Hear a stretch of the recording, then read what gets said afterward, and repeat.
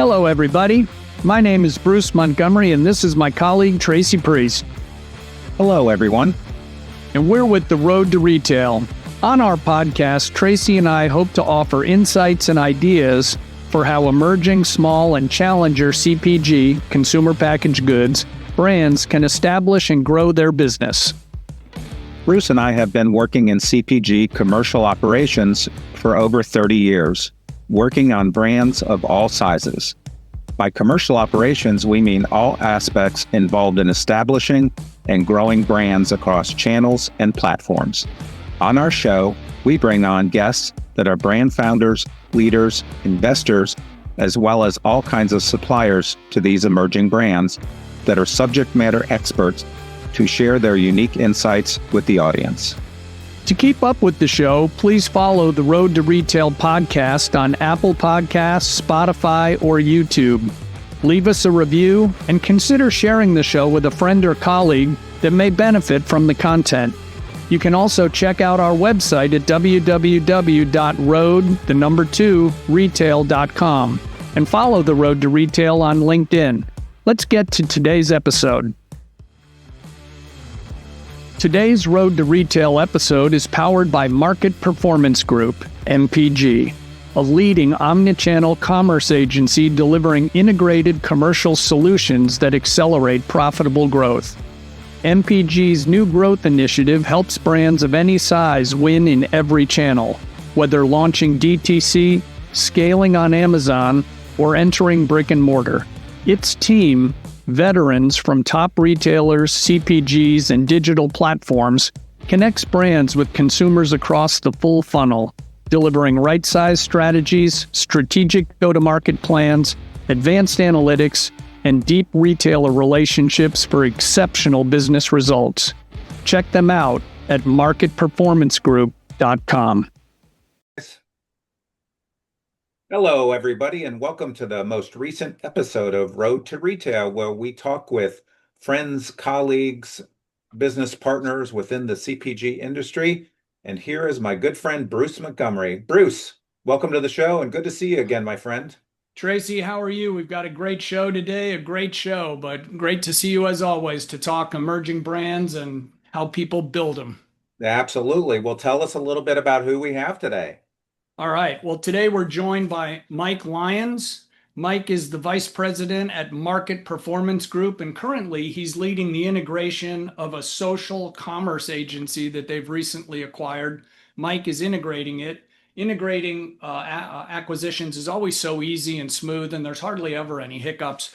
But Mike is going to tell us specifically today, he's going to share some expertise around Tik Tok Shop and what MPG does. That's how we're going to talk about Market Performance Group, folks. That's how MPG utilizes this chassis and platform to help their clients build their business. So Mike, welcome. And before we dive into your current responsibilities, why don't you give the group a little background about who Mike Lyons is and how you came to sit in the current chair you're in? Great. Well, first off, thanks for having me. I'm excited to talk about Tik Tok Shop. It's been a great learning process for me over the 9 months during this integration. A little bit more about me. I grew up in brand management and marketing, and I've really spent my career going from big companies to small companies. So I started at Procter & Gamble, worked for a couple private equity-owned organizations, one which got acquired by Hinkle, so I was back in a big company. And then I went small again and worked at both a family-owned company and a venture capital startup. I came to MPG about 12 months ago, and really because I love what we do here. It's a organization full of operators that do everything from strategy to execution in retail, Amazon, and as the world of retail has changed, we purchased a social commerce agency. That's awesome. Love it. Love it. Great background. So let's dive in here, Mike. So let's start at maybe the 30,000 foot level. And you mentioned, social commerce. So first of all, tell our audience a little bit about what does that mean? It sounds like a pretty big word, but tell us a little bit about what that means, first of all. Yeah, I think the easiest way to think about it is social commerce is selling through others. right? And I like to think that everything old is new again. Social commerce is having your consumers go out there and sell and advocate products for you, right? Mhm. It's not really different than the old days of Mary Kay Cosmetics, where people were going door to door and having parties and talking about their brands to bigger groups of people. I love that. So tell us then another kind of 30,000 feet. What is TikTok Shop? And then how does that tell our audience about how does that differ from selling on Amazon? Yeah. So I think TikTok Shop, first off, is new. It's only been in market for about 20, 22 months now. It launched Q4 of 2023. I think when it first came out, people thought it was Amazon, just on a different platform. And what we've learned over time is that it's different. Amazon is a great marketplace and it's conversion driven. People go there, search for products, and they type in what they're looking for, and a list of products come up. TikTok Shop is a little bit different because again, it's social commerce, selling through others. Social commerce, TikTok Shop is what I'd call the greatest word of mouth marketing platform out there. Um, you work through affiliates. Usually we see about 80 to 90% of sales are sold through an affiliate, which is a salesperson for you. You provide a sample, they provide video content, and then you have the opportunity to buy those products on platform.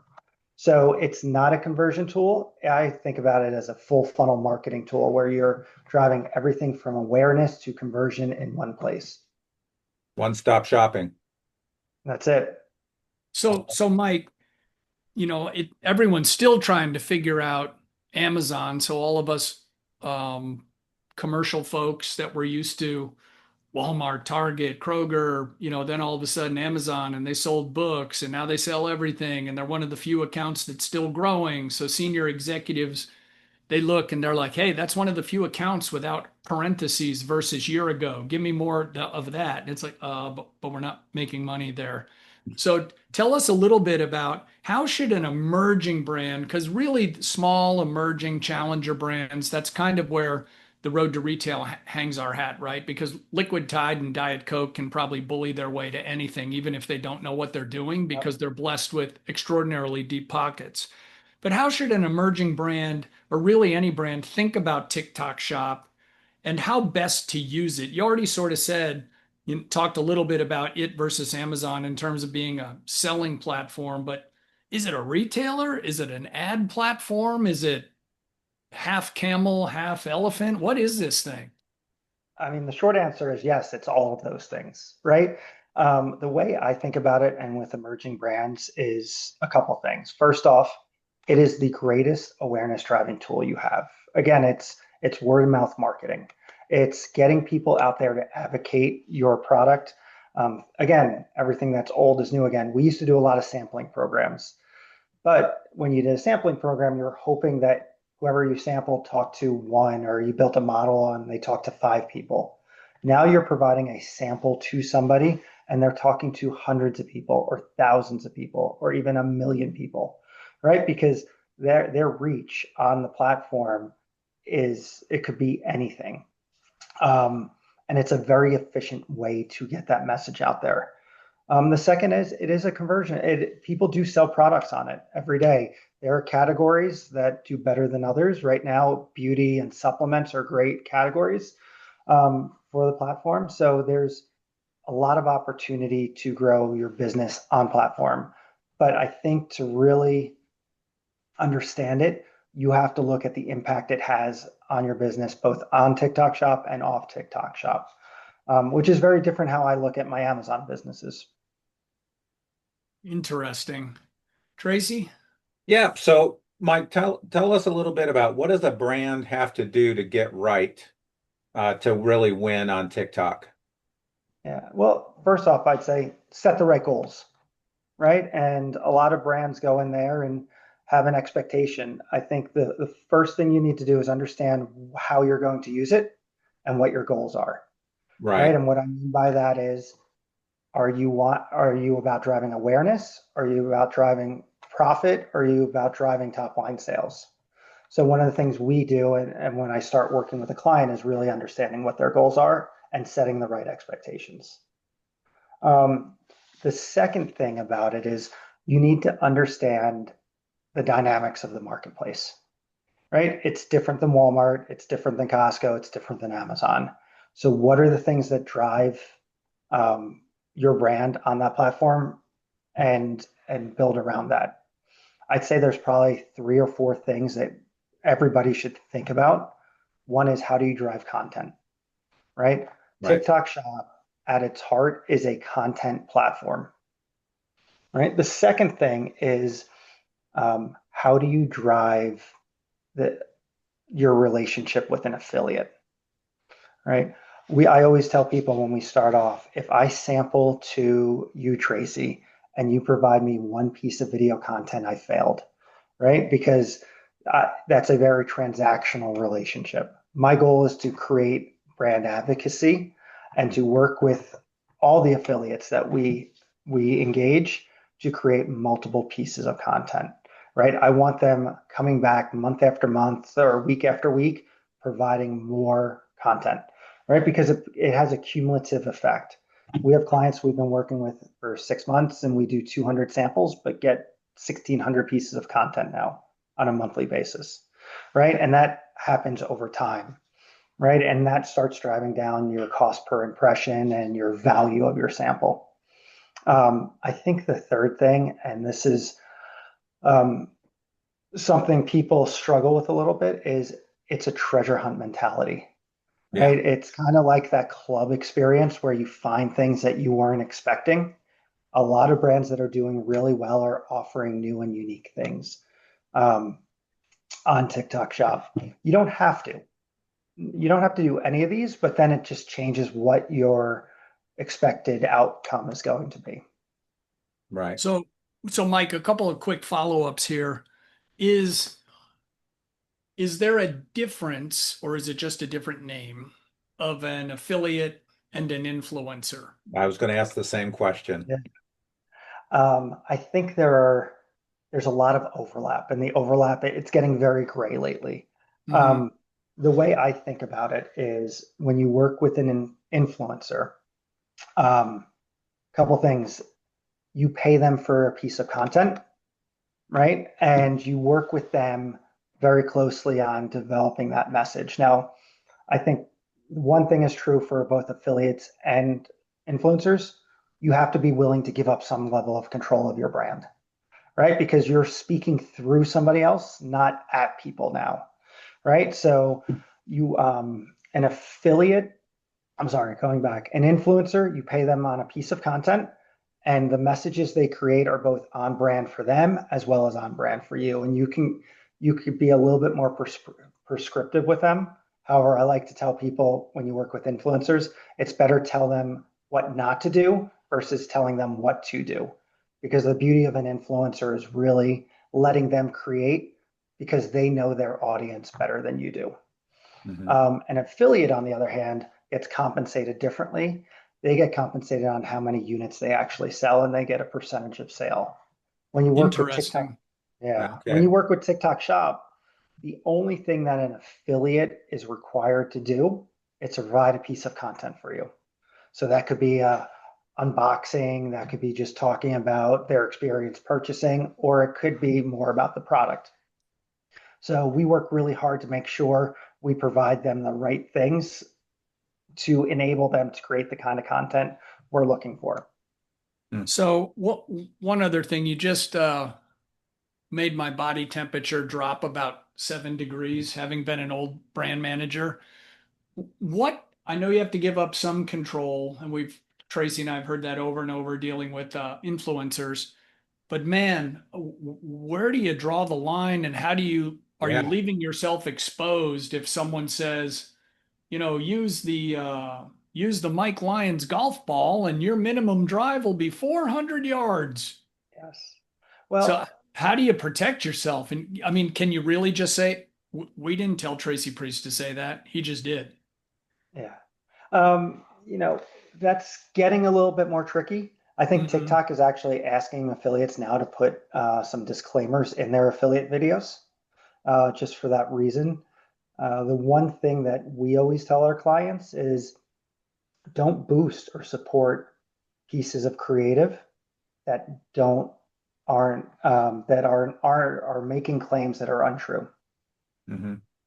And is there Right. any, So that's kind of how you can have some control over that. yeah, so there is really no control then. I know like Amazon, they really do control a lot of the messaging and making sure that you own the IP and that your brand is registered.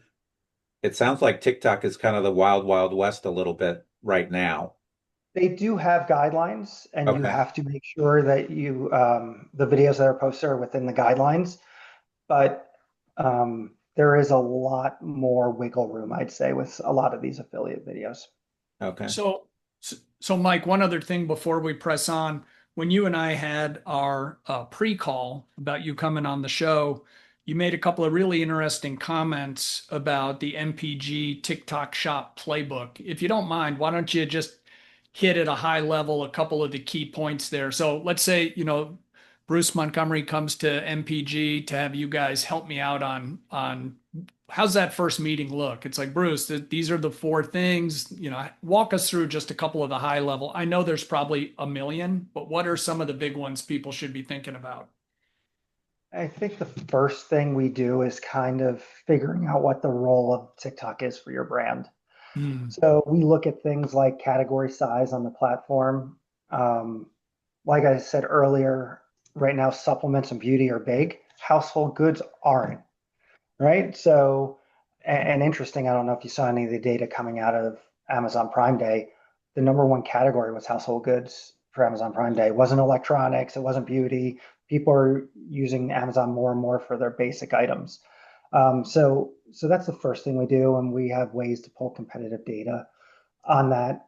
And just because your category is small right now, it doesn't mean that you don't have an opportunity to be on the platform.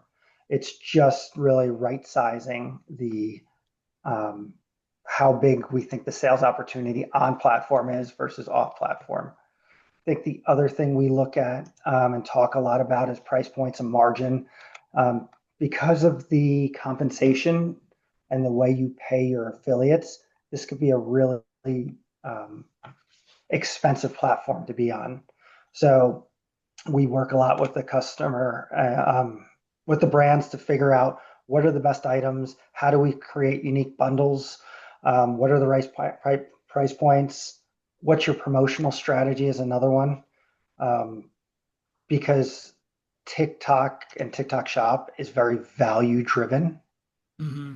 Um, so we work with brands on that. And then we work a lot with on messaging. Again, I keep going back to this. Everything old is new again. The messaging that affiliates provide is just like Bruce when you were in a brand manager. It's the same type of things that drive the right consumer behaviors. Do you have an insight and benefit that resonates with the consumer? And do you have a reason for them to believe? And that reason to believe, what's great about TikTok, a lot of times is personal experience. It's a visualization of the benefit, right? All the things that you would think about when you're making a 60-second commercial or a 30-second commercial, those are still relevant. And then we spend a lot of time on what's the right way to brief an affiliate. Back in the day, it was long agency briefs that were dense and hard to get through. We do it much more visually and sometimes with videos. And we have in-house creators that will create video briefs for us because that's how these affiliates consume media in small chunks. And we want to make sure we're um, creating content that they're really engaging with.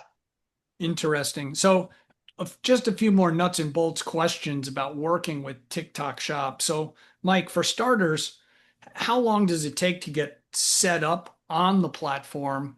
And is getting set up kind of Forrest Gump simple, or do you really need an expert who knows his or her way around to make sure it doesn't become extraordinarily painful and takes 3 months with what should have taken 2.5 weeks? What I'd say is it depends. It depends on what category you're in. Some of the regulated categories take a little bit longer, but on average, you should be able to get your shop up and running within 4 weeks. It does take persistence and patience. is another thing. There's a lot to do, um, and you have to stay on top of it and a lot of follow up. You could definitely do it yourself, but agencies like the one we acquired um, can definitely help you navigate through that. So one final thing here. I know it's changed somewhat if you're especially if you're big, but when you work with TikTok Shop, Mike, are you assigned like an account executive, or is it one of these dreaded black hole portals where you send in your request and you hope one day before the earth cools, someone gets back to you? It's a little, but again, it's a little of both. Usually at the very beginning, you're on your own. As you prove out and grow sales, TikTok will assign somebody to you.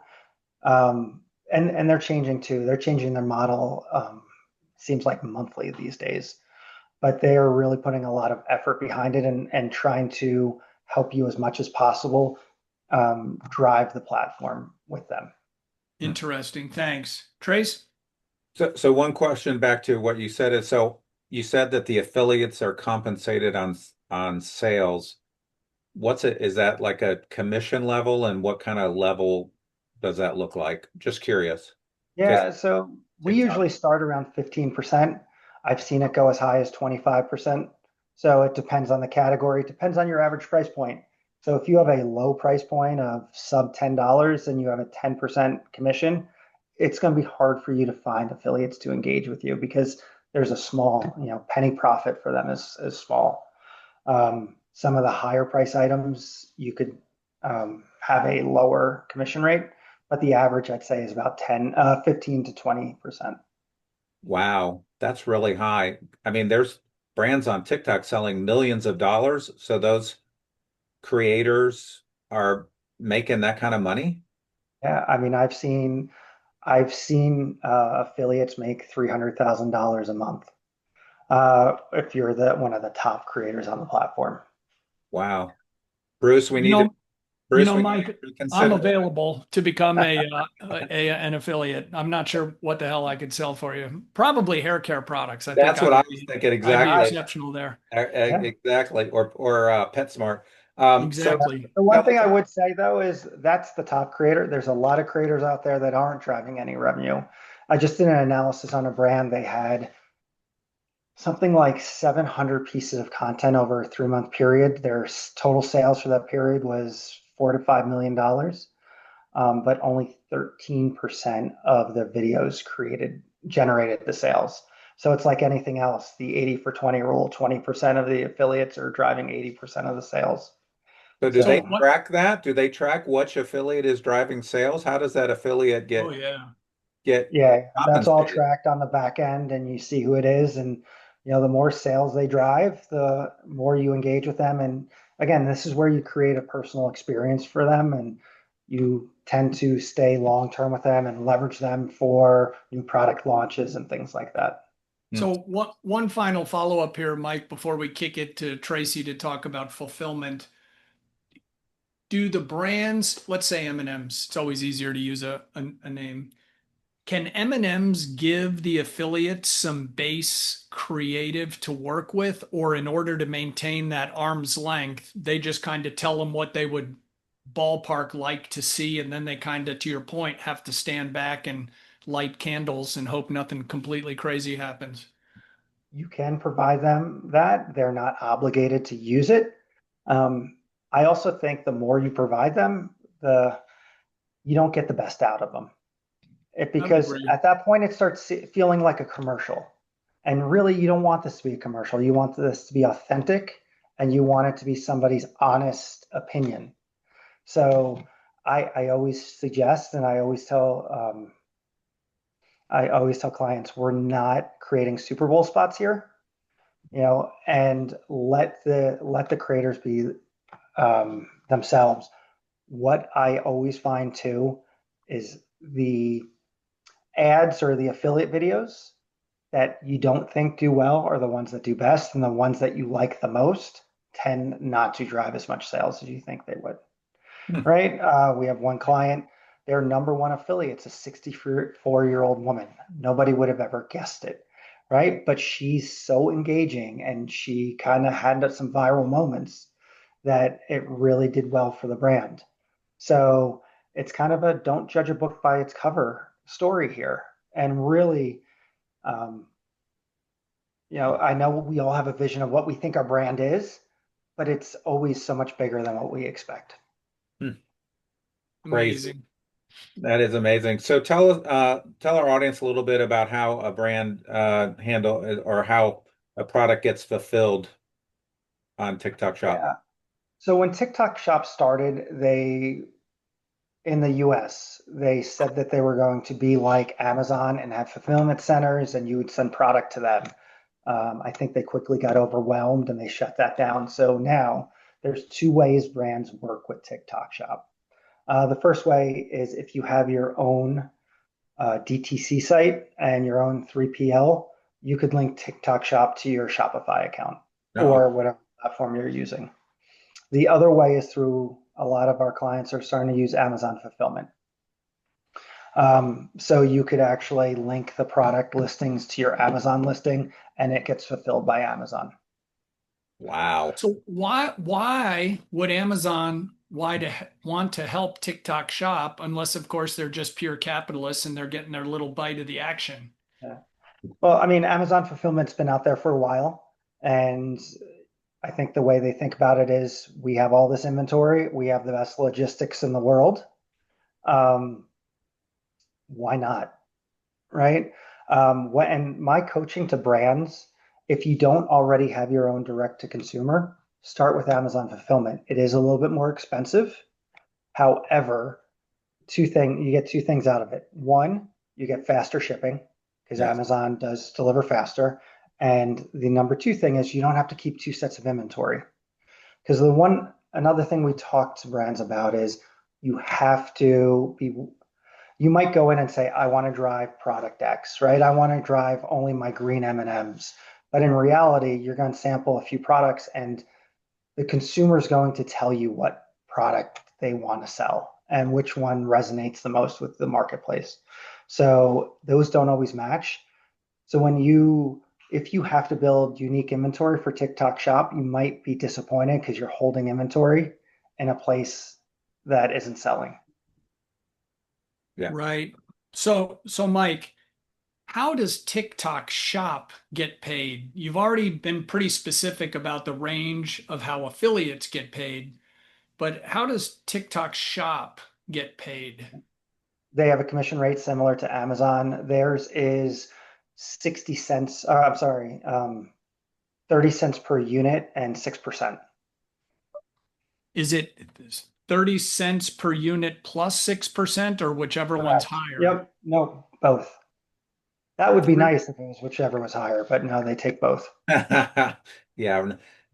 So you really have to understand your product's margin.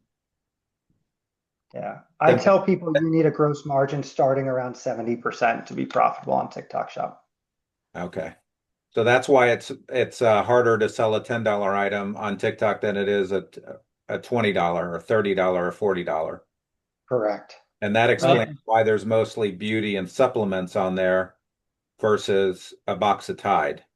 But it also Correct. it also comes back to one of the earliest, I think, truisms of e-commerce, even way back in the day. To be successful on e-commerce, regardless of platform, you have to have a good price to weight ratio. Like if you're cheap and heavy, you're doomed. Yeah. Or even light and bulky, right? That doesn't work either. Yep. I remember one of the first really successful e-commerce, this was way back, was a necktie. I think there's like 4 people in America that still wear them. But the average necktie sales price was like $85. It's very light, it's hard to damage. And I Yep. was like, who would have ever thought of that? All right. Tracy? So we touched on this a little bit, Mike, but uh, talk to us a little bit more in detail about the difference between a content creator, a traditional influencer, and an affiliate marketer. Yeah. To me, the biggest difference is your level of control. Okay. Right? Content creators, the way it works is you can provide them a brief, you pay on a cost per video, and they'll execute against the brief. You could give them any level of degree of freedom that you want on that. The influencer, you pay on the video, you provide them a brief, and they come up with a video that matches your brand and their brand. But they depending on the influencer, and we talked about micro versus macro influencers, you're going to get pretty close to what you've asked for if that's your goal. Again, I don't suggest being overly prescriptive, right? With the affiliates and TikTok Shop, you provide them a sample and a brief, but as long as they create a piece of content, that's all they have to do, right? Wow. And to your earlier point, they might be making claims that you're not comfortable with. And yes, there's rules on TikTok against that, but that's one of the challenges we see with a lot of clients. So what can you do if they say, "Hey, this supplement cures cancer," and it doesn't? Well, that would be that extreme level of medical that would be kicked off the TikTok Okay, platform for gotcha. being. Okay. But if it's a shade of gray off, again, I recommend that you don't boost it, you don't promote it. You have hundreds of other pieces of content behind it. That one doesn't have to be the one that you highlight in hero. Yeah, and I imagine, Mike, that's where a company can get in trouble because even if an influencer or an affiliate is saying something a little wild, if they're not promoting it, they could say, look, we didn't promote this. As soon as we were made aware, we backed off, and maybe you Yep. sent them a letter and said, hey, cut that out. But Yeah. if you start boosting the hell out of it, I imagine the lawyers start licking their chops going, oh yeah, how about that $500,000 charge to promote this Right. false claim? No, absolutely. So you really have to, and here's where it gets challenging, and a lot of clients need help with. You have to have somebody looking out for this, right? Because there's so many. Like I said, we have one brand that did 1,200 pieces of content in a month, and you have to be going through it and looking at it and making sure these are not pieces of content that you end up promoting or supporting. So, So Mike, sorry, Trace, Mike, is that your job as MPG to protect your clients, or is there like a brand manager at, let's just stay with M&M's, at M&M, and his or her job as a young bumblebee on the commercial team? It's like, hey, I don't care if this is all you do all week, but you're going to look at all 1,200 pieces and flag anything that's crazy. It's a service we provide. I mean, a lot of times the brand teams try to keep up with it, but it, it's a lot of work and Dang, it can be all encompassing. yeah. So is I that the bet. way you manage your affiliates then, I guess, as a brand is reviewing their content? Is there anything else? I think you're alluding to the fact that the less you manage them, the better content you will get. Would that be a true statement? I think it is. I think the key is what you do in the upfront to find the affiliates that you think will perform the best for you. Hmm. And that's where I'd say we put the most amount of work and effort. So it's, again, if you send a sample out and you get one piece of content, we failed you. And what we like to say is every sample you get out, you're getting 4 to 5 pieces of content. And that means you're going out, you're finding the affiliates, you're reviewing some of the content they do in the past, you're making sure they're posting all the time, and then you re-engage them with different messaging or promotions and things like that. So coming back to Tracy and my roots here with these emerging brands, if you're an emerging brand and let's say you're still hopefully on your pretty steep growth curve and you might be somewhat tapped for having a ton of cash to invest in a ton of inventory, how do you apply some sort of governor? Like, let's say you have an affiliate and you really smoke it on a couple of pieces of content and the demand is cooking, but your client doesn't have the inventory to fulfill. Well, how do you temper that? What I'd say is you never temper it, right? You never want to stop sales. At some points, you do sell out. And it's funny, we have clients that have sold out. I love sellouts because when you go back on, we re-engage the affiliates and they come back on with the sense of urgency. And they come and they talk about, hey, this item sold out and now it's back. And you tend to go right back to the old sales rates, Yeah, you create right? the It's illusion of scarcity. Excellent. Yep. So, Wow. It's so and let- everything that's old is new again. It's DRTV. It's the act now. This offer only lasts for so long. It really does work on this platform. So, Mike, what one thing as we're starting to get toward the back end here. So again, this has been a great discussion and we're not done yet. Do the affiliates, so you guys are serving as a bit of a talent scout to say, hey, Tracy Priest brand would be perfect for affiliate A and B. Do you sign those affiliates to literally like a talent contract, or do you just engage them and you can go dark and walk away at any time? Yeah, it's very turnkey and very easy. What I'd say is the best affiliates will start contracting out longer term. A majority of the affiliates, it's just a very transactional Hmm. way to start. But we do create relationships with them long term if they are um, driving the right behaviors, whether that's awareness, impression, sales. So you've talked about this a little bit, Mike, but what are the risks, if any, to a brand of working with TikTok Shop? I mean, you've talked about giving up control. Is that the ultimate thing people have to just get comfortable with? Yeah, I truly believe that's it.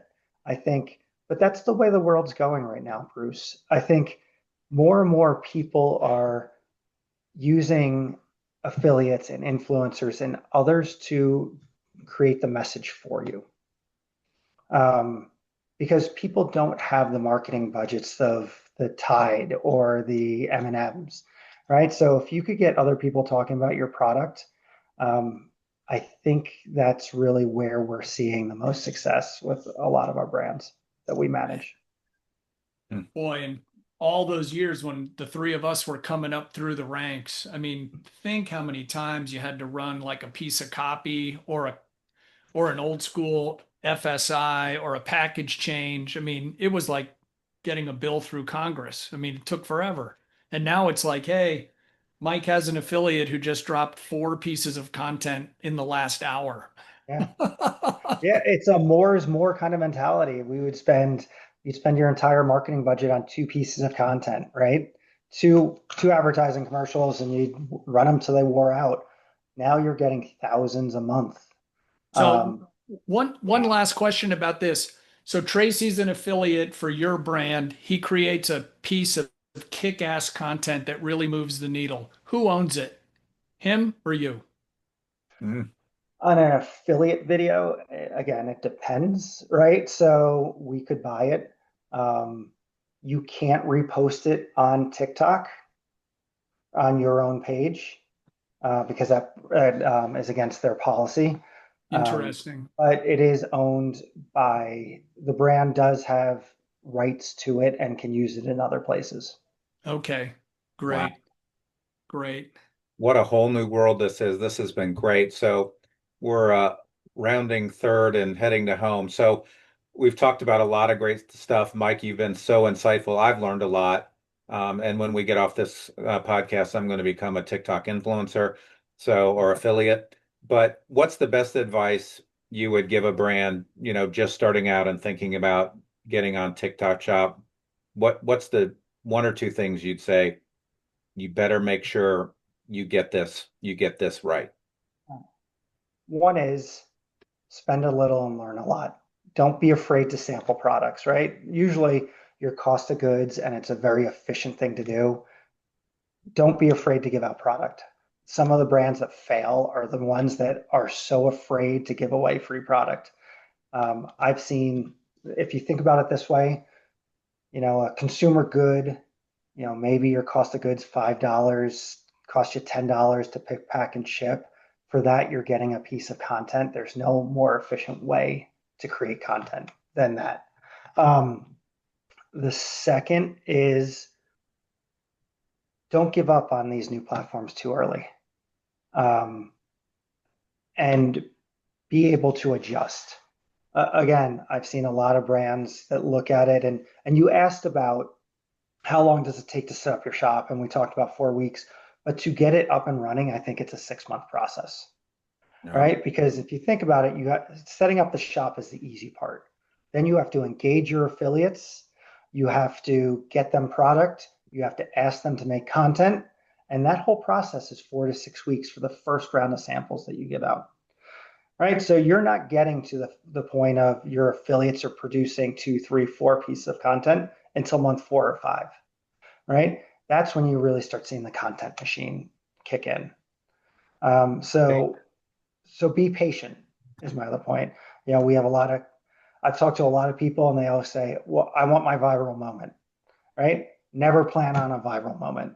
If you do, it'll never happen. Embrace it when it happens, but don't plan for it. So build the plan without it. Yeah.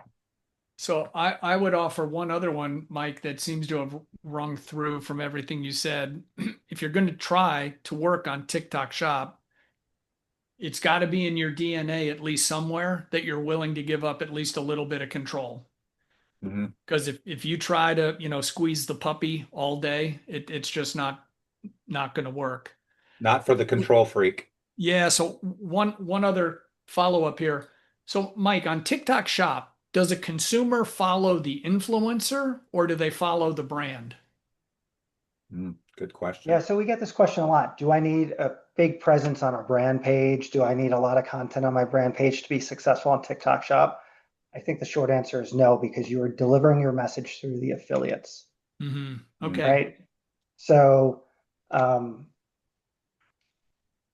I'd focus my effort on getting the affiliates to produce the content versus you trying to drive people to your page. Again, that's a very me focused way to think about it versus I'm communicating through others.